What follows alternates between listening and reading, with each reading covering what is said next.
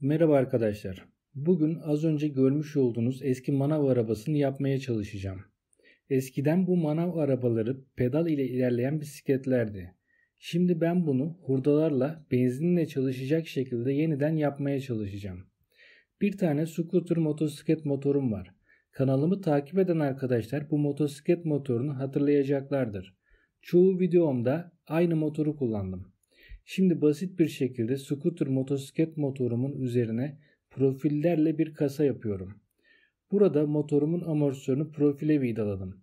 Gövdeyi tutan demiri de profil demire kaynatıyorum. Bu demirin yanlarına 2 tane profil daha kaynatıyorum. Ön tarafına bir profil daha kaynatıyorum. Profilimin düzgünlüğünü gönye ve su terazisi ile sağlıyorum. Bu görmüş olduğunuz 2 tane demiri birbirine kaynatacağım. Arasına yine aynı büyüklükte bir tane profil kaynattım. Arka tarafına kaynatmıyorum. Çünkü az önce yapmış olduğum kasaya bunu yerleştiriyorum. Bakın görmüş olduğunuz gibi kasaya tam oturdu. Şimdi yine gönye ve su terazisi ile profil demirin düzgünlüğünü sağlamaya çalışıyorum. Eğer çok amatörce diyorsanız haklısınız. Çünkü ben zaten amatörüm. Bu şekilde yapıyorum genelde. Her şeyi basitçe yapmaya çalışıyorum diyebilirim.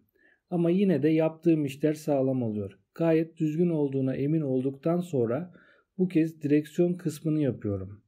Eski bir bisiklet direksiyon rummanına 2 tane profil kaynatıyorum. Üstüne de bir tane profil kaynattıktan sonra bunu aracıma kaynatacağım. Bakın az önce yapmış olduğum demirin ön kısmına bunu kaynatıyorum. Şimdi sadece punta atacağım.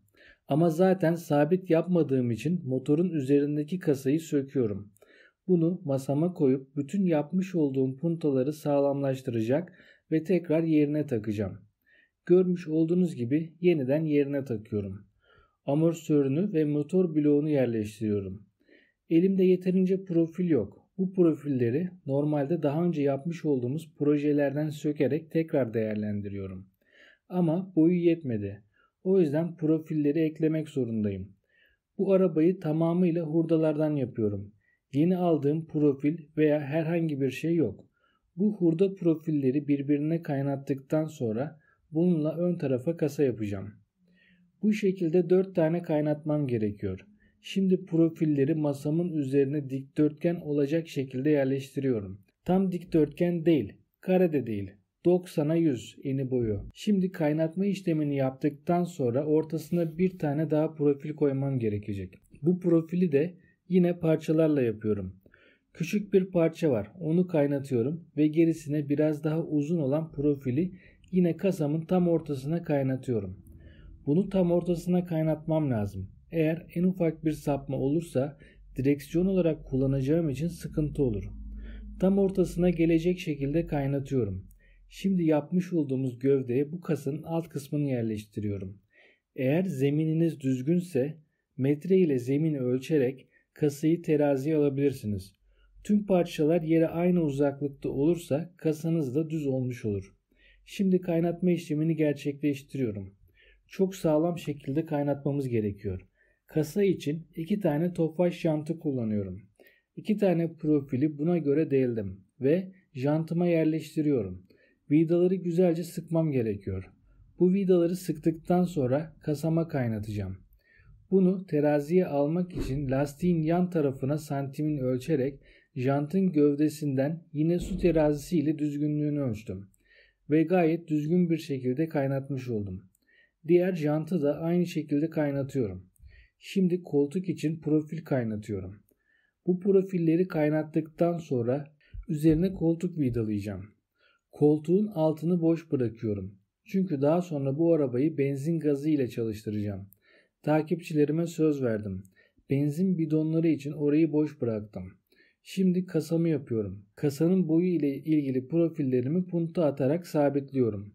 Daha sonra teraziye alarak sağlamlaştıracağım. Puntalama işlemi bittikten sonra teraziye alarak sağlamlaştırıyorum. Kasamın üst kısmını tamamlamak için hazırlamış olduğum profilleri teker teker kaynatıyorum.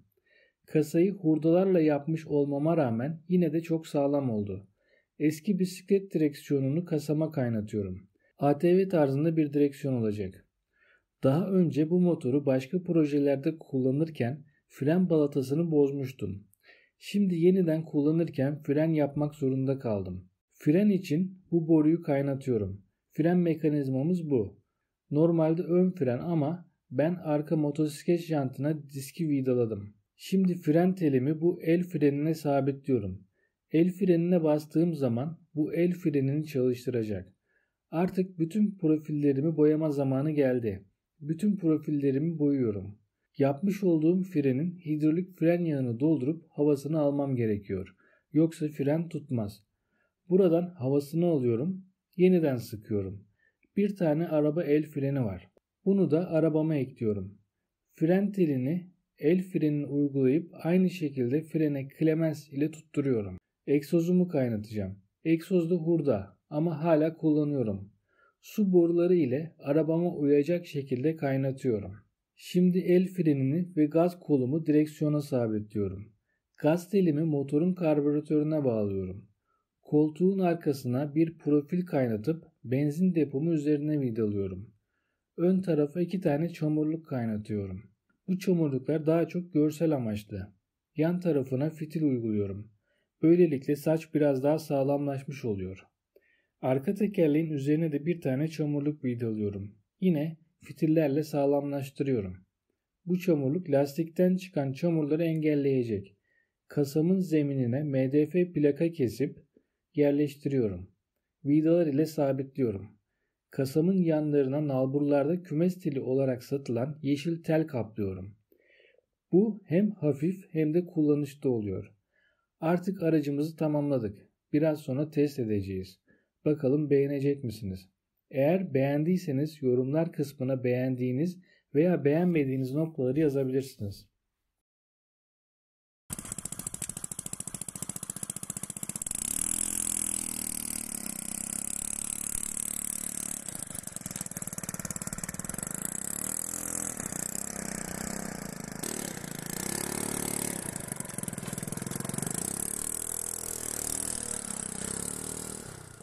Bu videomuz bu kadardı arkadaşlar. Umarım beğendiğiniz bir video olmuştur. Eğer videomuzu beğendiyseniz lütfen beğen butonunu tıklamayı unutmayın.